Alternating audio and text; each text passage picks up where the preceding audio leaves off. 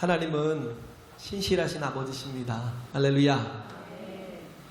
가장 복 있는 사람은 어떤 사람이냐면요, 믿은 자. 그렇죠? 믿은 여자에게 복이 있도다. 45절에 그랬죠? 가장 복 있는 사람 어떤 사람이에요? 믿는 자.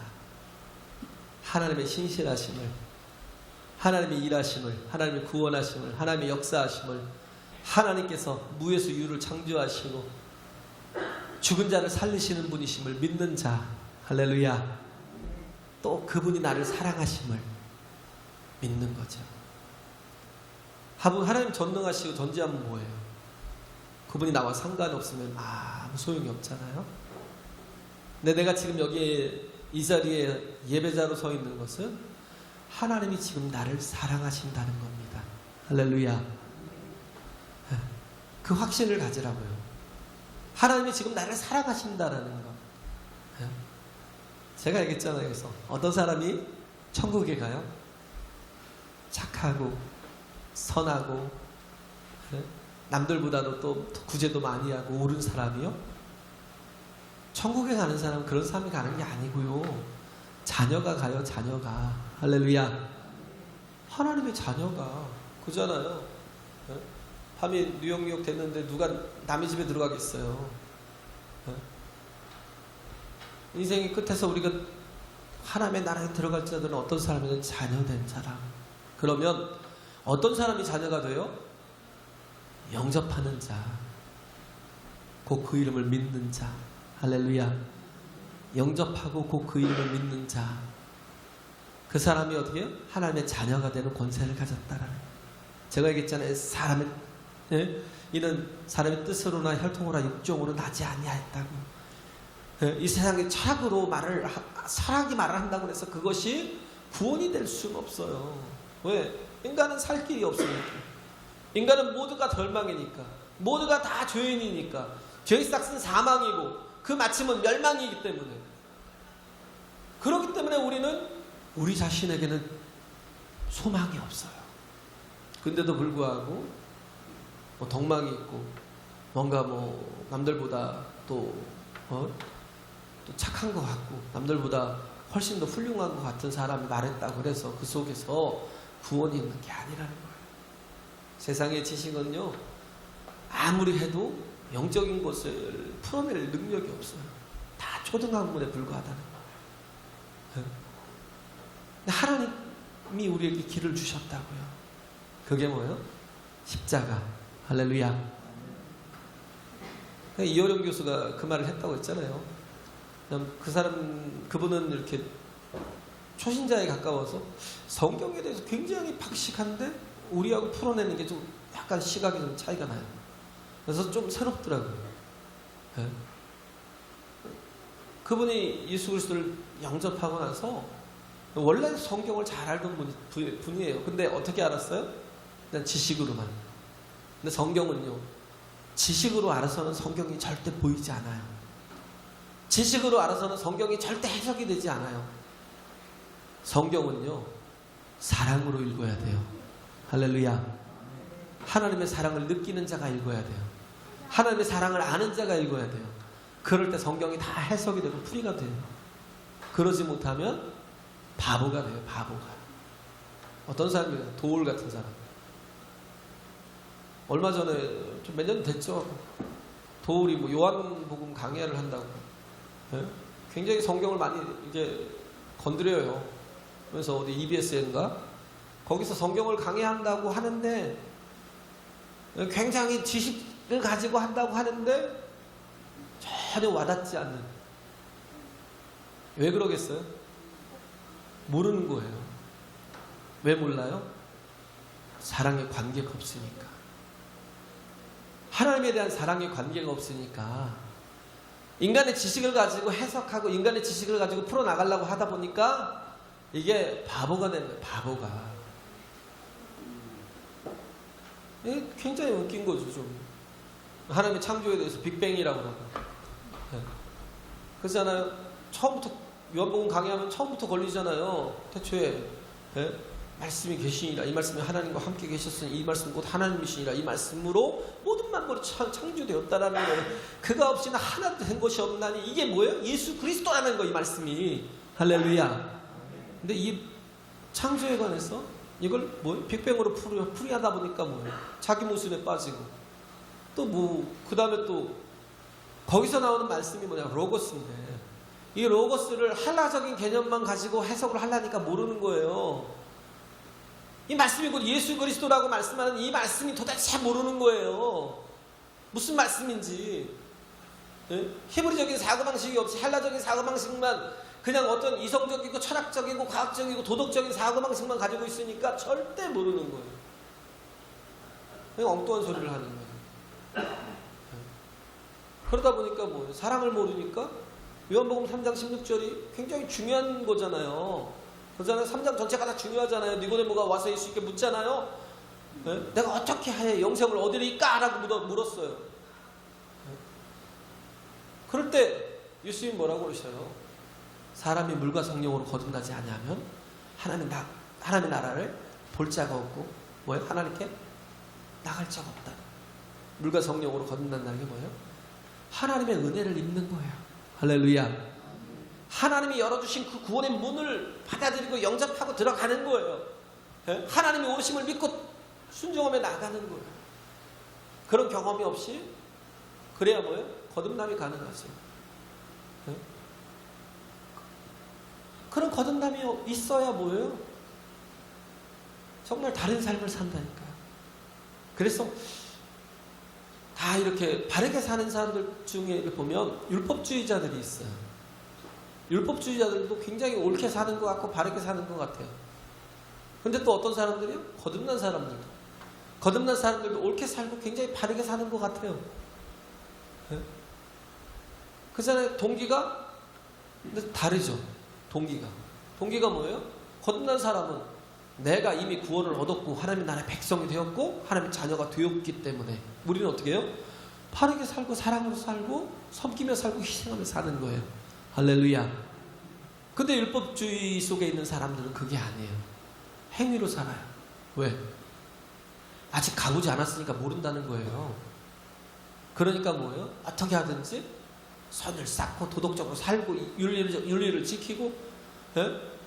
이런 정말 말씀을 철저하게 자기 어떤 행위로 다 지켜내야만 구원을 얻으니까 그렇게 살아가는 거예요. 그러다 보니까 사람이 항상 뭐예요? 몰라요, 자기를. 자기가 다 지킨 줄 알아요. 조금만 지켜도요, 몇 가지만 이렇게 남들과 좀 차이가 나도요, 자기는 훌륭한 줄 알아요. 참 자가당착에 빠지는 게 되게 많아요. 교만해져요. 자, 뭔가를 자꾸 이렇게 이성적인 지식으로 어떻게 보면 하나님 말씀을 받으면요, 제가 참 경계하는 게 그거예요. 교회에서도 그걸 지식으로 받는 사람들 보면 되게 교만해지거든요. 왜? 율법적으로 가버리니까. 그러다 보니까 교만해져요. 열매가 달라요. 거듭난 사람과 율법주의의 사람들은 열매가 달라요. 그들은 교만해요. 율법주의자들은요, 자기들은 구원을 얻었다고 생각하고 남들은요, 뭐예요? 다 지옥 갈 놈이라고 생각해요. 굉장히 교만해요. 그러다 보니까 어떻게 해요? 분리주의자 같아요. 분리를 시켜요. 네? 분리를 시키면서 어떻게 해요? 정죄를 해요. 너와 난 달라 그러고 분리를 시키고, 그리고 너는 나빠 그러고 정죄를 해요. 근데 거듭난 자는요, 내 힘으로 구원을 받은 게 아니라 하나님의 은혜로, 100% 하나님의 은혜로, 그냥 0.1%의 내 어떤 공로가 없어요. 모든 게 99.9%도 아닌 100% 하나님의 은혜로 내가 구원을 받은 자이기에, 그러기에 뭐예요? 교만하지 않아요. 겸손해요. 할렐루야. 이게 성도라고요. 거듭난 자는 겸손해요. 겸손하니까 어떻게 해요? 하나됨을 이뤄요. 분리된 건 뭐라고요? 마귀가 하는지. 정죄는 누가 해요? 마귀가 해요. 세상의 이성이 뭐예요? 자꾸 그렇게 판단하고 그렇게 분리시키고 그렇게 정죄하는 일을 해요. 마귀가 하는지, 마귀가 디아블로스라니까요. 분리주의자, 분리를 시키는 자. 너는 죄인이야. 네 같은 게 무슨 예수를 믿어. 네 같은 게 무슨 구원을 얻어. 네 같은 게 무슨 하나님의 나라에 가. 너같이 그렇게 헛껍데기 같은 놈이 무슨 막 자꾸 가치 없게 만들고 쓰레기로 만들어. 근데 거듭난 자는 그러지 않아요. 하나됨을 이루게 해요. 하나됨을. 그러다 보니까 뭐예요? 포용을 해요. 인클루시브한 사람이 돼요. 포용하는 사람이 돼요. 근데 이 율법주의자들은 항상 익스클루시브해요. 항상 뭐예요? 배타적이에요. 포용하지 않아요. 우리는요, 내가 그 구원이 나로 말미암지 않았고요, 내 행위로 말미암지 않고 내가 온전하면 그 근거가 있지 않기 때문에, 그렇기 때문에 우리는 늘 겸손하고 또 뭐 하나 되기 위해 힘쓰고. 왜? 그게 하나님의 뜻이니까. 할렐루야. 그러니까 뭐예요? 옳은 거 알아요. 바른 거 알아요. 그래도 어떻게 해요? 상대방이 부족한 거 알지만 어떻게 해요? 입을 열지 않아요. 왜? 하나님이 함께 하시고 하나님이 역사하시면 변화될 수 있으니까 언젠간 변화되겠지 하고 계속 참아주고 기다려주고. 왜? 하나님이 나를 그와 같이 참아주고 기다려 주셨으니까. 할렐루야. 하나님을 힘쓰고, 그리고 포용적인, 포괄적인, 그리스도 안에서, 그죠? 모든 걸 다 포괄하는 게 아니에요. 그리스도 안에서, in Christ, 그리스도 안에서, 말씀 안에서 모든 사람들 포용할 수 있는 그런 사람이 되는 거라는 거예요.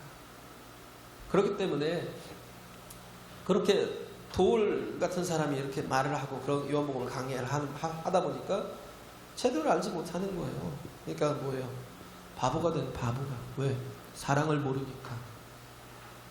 사랑을 모르니까. 지식적으로 말씀을 안다고요? 아는 게 아니에요. 그러니까 이어령 교수가 하는 얘기가 그거예요.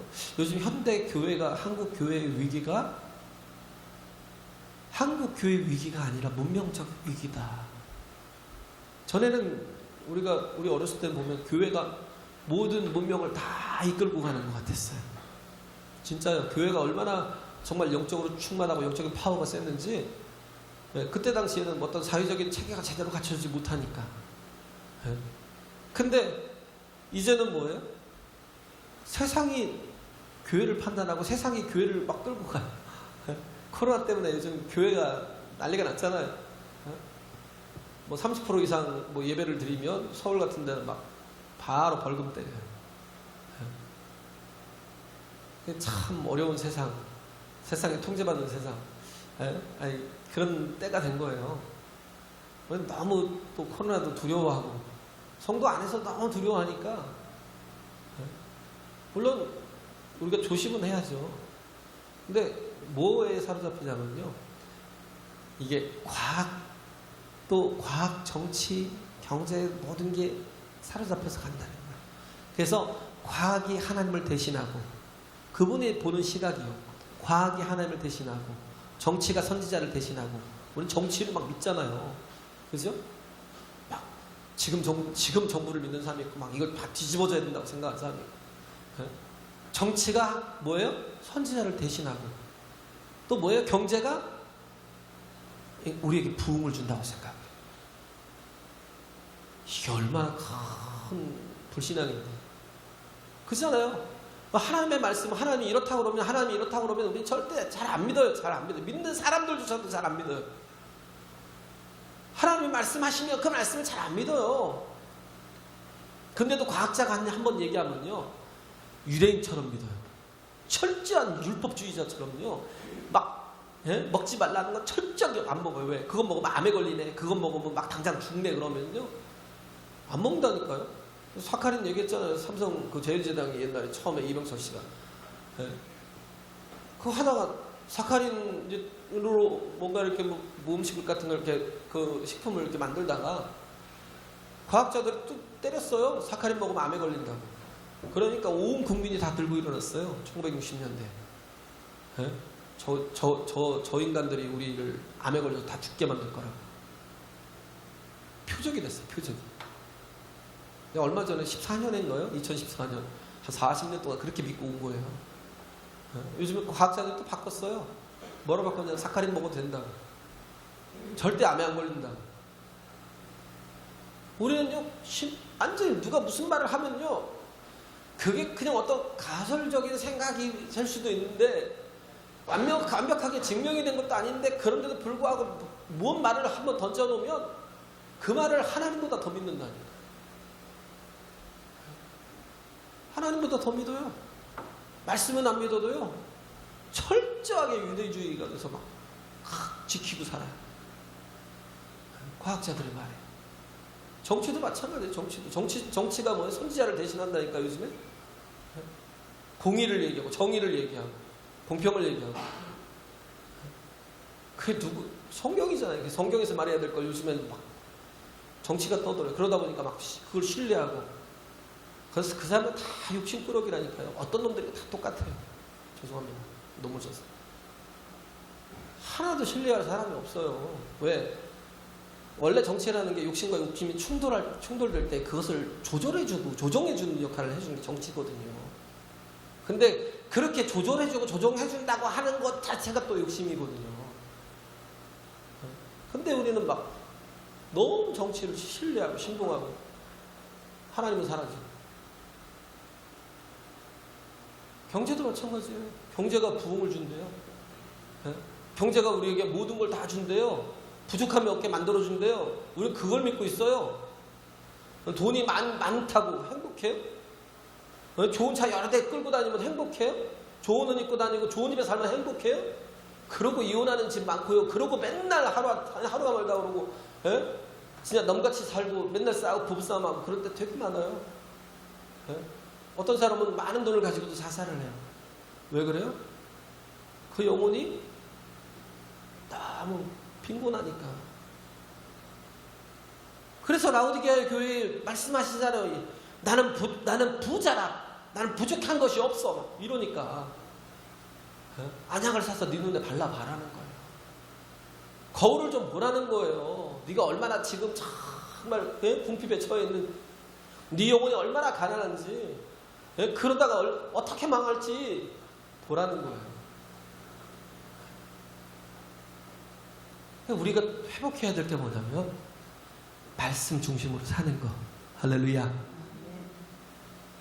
제발요, 말씀으로 좀 순종해. 하나님을 믿어보세요.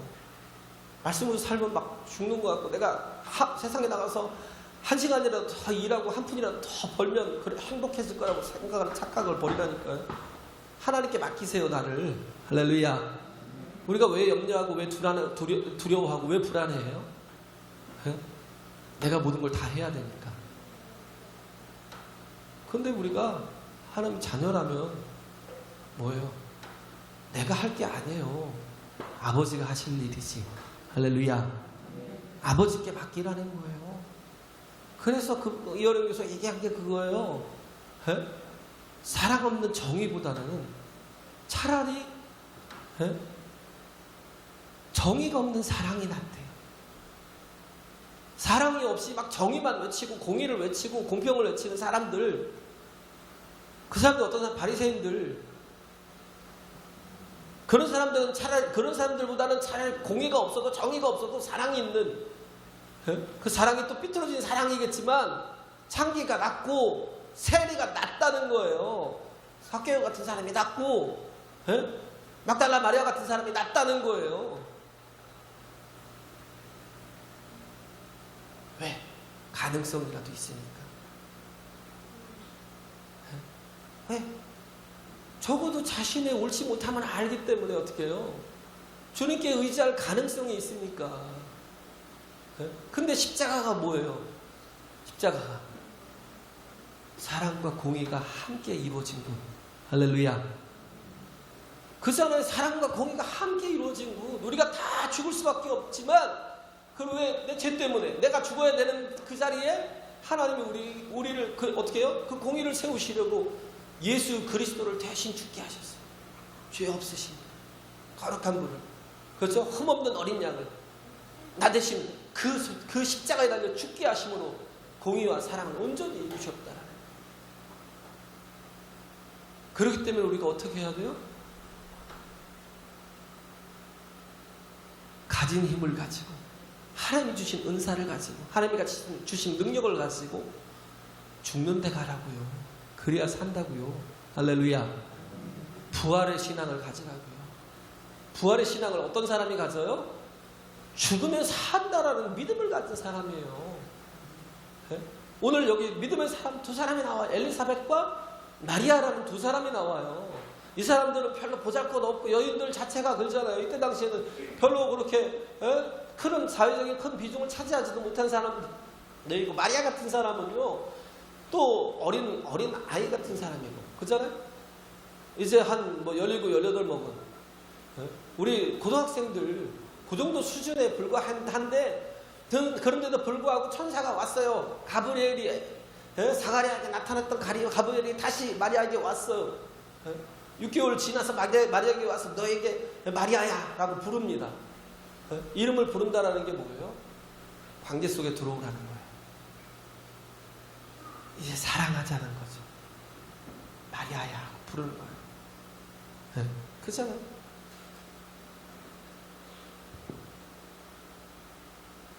그러면서 뭐예요? 하나님의 은혜가 내게 있을 것이다 라고 말씀하고 있잖아요. 근데 그 은혜가 뭐예요? 은혜예요? 위기죠, 위기. 그렇잖아요. 은혜가 아니죠. 어떻게 보면 마리아에게 볼 때는 굉장히 큰 위기입니다. 왜? 자기는 남자를 알지 못하는데 철저하게 율법주의 사회 속에서 아이를 가지면, 남자를 알지, 결혼도 안 한 여자아이가 아이를 가지면 이 명예살인을 해도 돼요. 마을 사람들에 의해서 마을 사람들이 어떤 사람들이에요? 다 공동체잖아요. 같은 가족들. 거기서 두드려 맞아서 죽을 수밖에 없는 그런 상황 속에 몰리는데, 그 위기 속에, 위협 속에 몰리는데 하나님의 은혜가 네게 있대요. 근데 그 말씀에 순종하잖아요. 주의 계집종이 오니 말씀대로 이루어지이다. 할렐루야. 정말 무서운 사람은요 믿음의 사람이에요. 엘리사벳도 그러고, 그잖아요. 말씀을 믿는 사람들. 이 말씀이 어떤 말씀이라고요? 그냥 한라적인 로고스가 아니에요. 그냥 사람의 이성적인 게 아니라 이 말씀은 곧 하나님이시라고요. 할렐루야. 이 말씀은 곧 하나님의 신이라, 이 말씀이 육신이 되어 이 땅에 오셨다고 말씀하고 있잖아요. 그분이 바로 예수 그리스도라고. 이 말씀이 하나님이시라고. 정말 달라요. 이 하나님을 믿는 게 말씀을 믿는 거예요. 할렐루야. 네? 이 말씀을 그대로 받아들이고 믿는 사람들. 이 말씀이 어떤 말씀이라고요? 아무것도 존재하지 않을 때, 네? 이 땅에 아무것도 존재하지 않을 때 하나님께서 어떻게 하셨어요? 말씀으로 천지 만물을 창조하셨어요. 할렐루야. 내가 말씀으로 존재하고 있는 거예요. 우리가 말씀으로 존재하고 있는 거라고요. 그러기에 우리는 뭐예요? 주의 종이잖아요. 그럼 뭐예요? 주의 말씀이 우리 들리면 그대로 순종하는 게 종의 역할이에요. 믿음 있는 사람은 그래서 복 있는 사람이에요. 할렐루야. 예? 그래서 그 말씀, 태초에 천지 만물을 창조하신 말씀이 지금 우리에게 주어진 말씀이고, 우리가 그 말씀을 받고 그 말씀을 영접하면 그 말씀대로 또 순종하잖아요. 그러면 어떻게 해요? 그 말씀이 열매를 맺어요. 우리가 세상의 헛된 말을 듣고 얼마나 많이 쫓아가요. 그죠? 세상의 헛된 말을 듣고 얼마나 쫓아가요. 여기로 가면 막 돈을 번대, 막 2배, 3배 번대, 그러면 막 정신없이 그리 쫓아가요. 근데 그건 뭐예요? 생명이 없어요. 사람의 말은, 세상의 말은. 왜? 무정란이에요. 아무리 품어봐야 그건 그냥 후라이 해서 먹는 게 낫지요. 그걸 가지고 뭔가를 막 열매를 거두겠다고, 그걸 가지고 생명을 얻겠다고 애쓰는, 그러니 불쌍하죠. 닭이 알을 품어도 유정란을 품어야죠. 할렐루야. 왜? 그 속에는 정제가 들어있다는 거예요. 그러니까 어떻게 해요? 그게 이 20하루가 지나면 그 따뜻한 엄마의 그 체온 속에서 병아리가 태어나는 거예요. 세상에 헛된 말은요, 우리에게 아무 열매도 주지 않아요. 마리아는 전혀 남자를 알지 못하는 여인이었지만 내게 아들이 있으리라. 어떻게 해요? 그러니까 성령이 하시면, 성령으로 네게 잉태하게 하시겠다라는 거예요. 그럼 뭐예요? 말씀이 이루어진다는 거예요.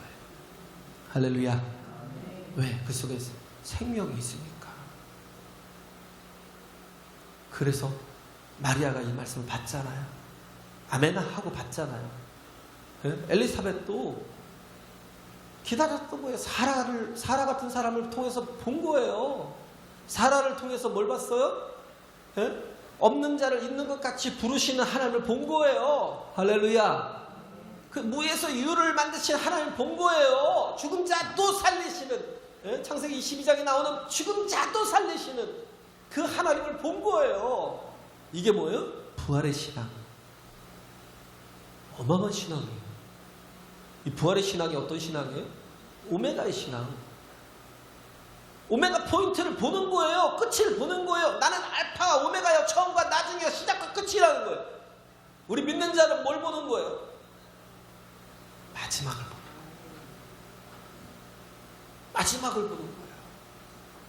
축구 경기가 어제 막 했어요? 축구 경기가 했는데 뭐 한 4대0으로 막 이겼어요. 우리가 이겼대요. 만약에 어제는 축구가 없었죠. 4대0으로 이겼어요. 그런데 그걸 알면, 어제 했던 거니까 그렇잖아요. 그걸 알면 오늘 내가 다시 재방송을 봐도요, 막 엄청난 위기 속에 있어도요, 흥미를 느끼지. 불안하거나 두려움하거나 막 염려하거나 그러지 않아요. 왜? 결과를 보고, 결과를 봤으니까요. 4대0 결과를 보고, 그걸 보고 있으니까. 그래서 기도하는 사람이 중요해요. 기도를 계속 하라는 이유가 뭐냐면, 기도를 하면요, 결과를 보고 시작해요. 할렐루야. 하나님이 확신을 주셔요. 보여주셔요. 결과를 보고 시작한다니까요. 그래서 오메가 포인트를 바라보게 하셔요. 이미 우리가 이겼어요. 그리스도 예수로 말미암아 승리한 자예요. 할렐루야. 우리는 이미 하나님의 정말 나라를 소유한 자고, 우리는 이 정말 복된 믿음을 가지고 우리가 끝까지 가는 이 길 끝에서, 내가 가는 이 길 끝에서 반드시 예수를 만날 자예요. 왜? 우린 자녀됨이 있으니까. 할렐루야. 자녀됨이 있으니까. 이 엘리사벳도 믿음을 가진 사람이에요. 뭘 본 거예요? 결과를 이미 본 거예요. 그리고 끝까지 기도했던 그 기도가 어떻게 해요? 정말 모든 게 다 끊어진 그 포인트. 그잖아요. 그 절망. 십자가가 뭐예요? 십자가가 끝난 거잖아요. 사람이 아무리 과학이 발달하고 문명이 발달했어도요, 지금 여전히 우리에게 숙제가 뭐예요?